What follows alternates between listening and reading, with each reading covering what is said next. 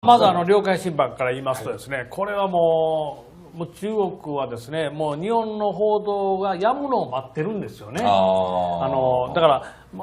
本来はこれはやっぱりね、朝日はじめとしてもう主要各紙はですね、もう本当に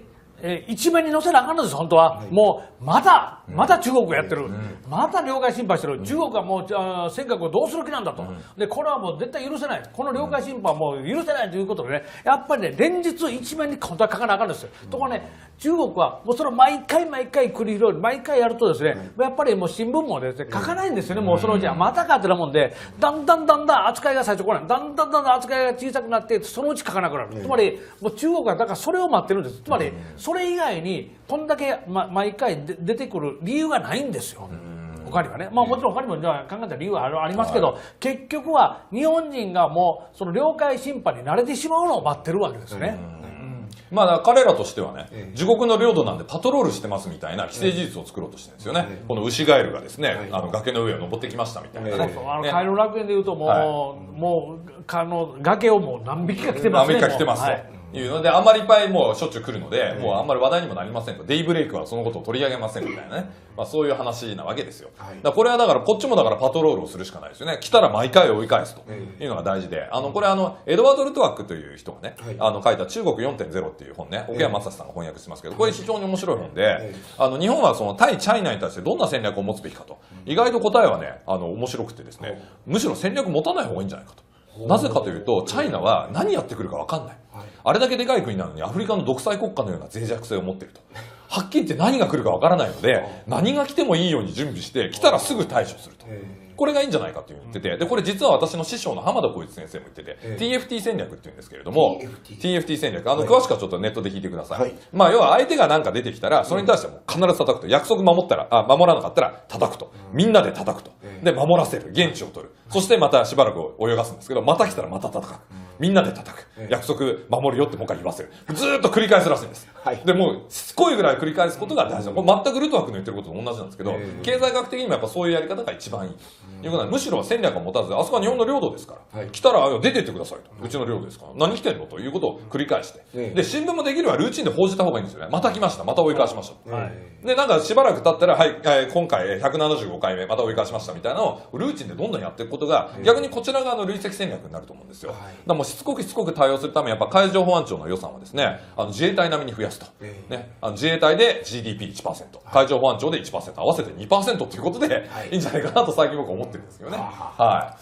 冷戦時代はね、旧ソ連の領空侵犯って随分新聞で報道された覚えがあるんですけどね。自衛隊がスクランブル発進してで毎回スクランブルかけますよね。あれ大事です。でも中国船のこの尖閣に関してはそんなに報道されないっていうのがね。おかしいですよね。まずは朝日新聞がですね、中国共産党とすごい仲いいですからね。中国にとって不利な報道はしないという、そういう姿勢でやってますから。それは予言の書であるね、カエルの楽園という本を読んでいただくとね、最後デイブレイクがどうなったか見れば奴らの正体が分かるんじゃないかということで、世の中ね予言の書に溢れてますか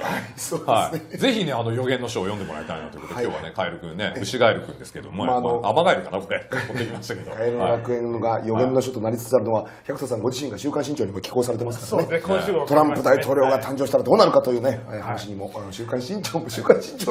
にもなってますからね。あともう一つはですね、一つの中国から中国こちらね、はい、こちらのニュース、はい。これあれですよ、奴らにとってのルーチンワークですよね。我々がだから尖閣で毎回奴らの船を追い返すのと同じように、彼らも一つの中国ってバカの一つ覚えみたいに言うわけですよ。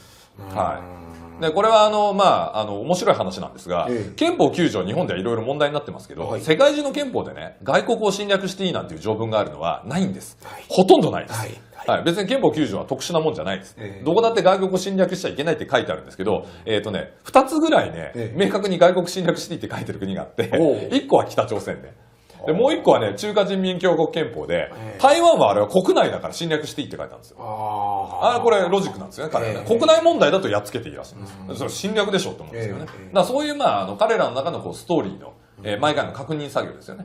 これをやられてるわけなんで、台湾もこれに対してやっぱメッセージ出した方がいいですよね。お前ら一国二制度とか言って香港どうしたと。マカオどうなったと。全然守らないじゃんと。ね、だってモンゴルのね、モンゴル自治区だってもともとは高度な自治権をって言ってたのが、モンゴル人民革命党事件とかで2万人ぐらい粛清してるんですよ。これ今本になってますけど、これも歴史を奴らは直視しないので風化させようとしてますけれども、これ絶対忘れちゃいけないですよ。モンゴル人民革命党事件ね。それからウイグル、チベット、ひどい目に遭ってますよね。これやっぱ全て見れば奴らがやりたいことは大体わかるので。こういう確認作業をやっぱ毎回抗議するっていうのが大事かなと思うんですよね。で今上がったそのチベット、ウイグル、台湾、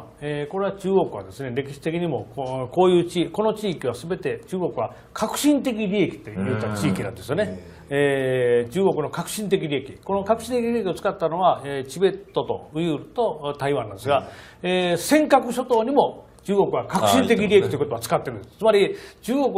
にとって尖閣というのはもういわゆるチベットとウイグルと同じ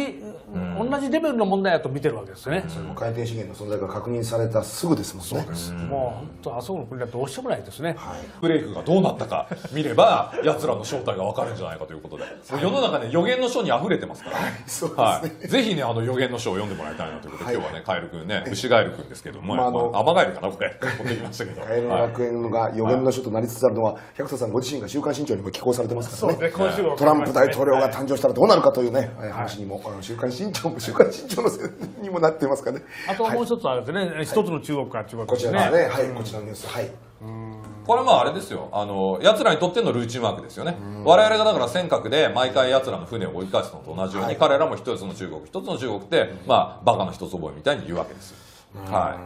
でこれは面白い話なんですが、憲法9条日本ではいろいろ問題になってますけど、世界中の憲法でね外国を侵略していいなんていう条文があるのはないんです。ほとんど。まず領海侵犯から言いますとですね、これはもう中国はですね、もう日本の報道がやむのを待ってるんですよね。だか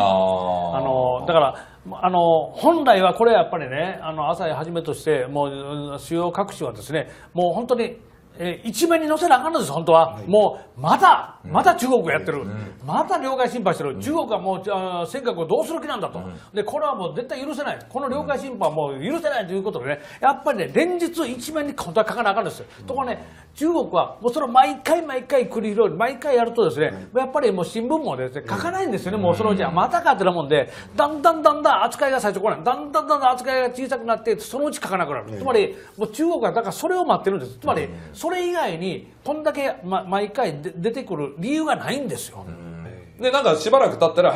今回175回目また追い返しましたみたいなのをルーチンでどんどんやっていくことが、逆にこちら側の累積戦略になると思うんですよ。だからもうしつこく対応するためにやっぱ海上保安庁の予算はですね、自衛隊並みに増やすと、